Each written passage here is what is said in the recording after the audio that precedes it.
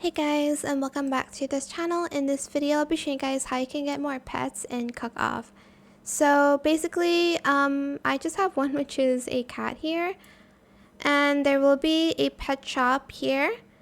There is a pet blind box. There's Sugar Rush, Lucky Aura, and Jelly Star. So 750 for this one, 1,500 for this, and 2,500 for this. There's also like other stuff in the shops as well. So I only have money for the Sugar Rush, so I'm just going to do that. There's legendary, epic, rare, and common. And common, let's buy it and let's see what we get. Please let it be something cute. Oh, it's fine. It's common. I love a Siamese cat. They're so cute. How to change it is you go to inventory, go to pets, and here's where you can change it and equip.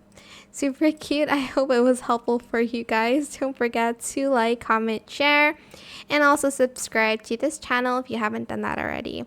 If you have any more questions about this video, just leave it in the comment section down below. I will try my best to answer them all for you guys.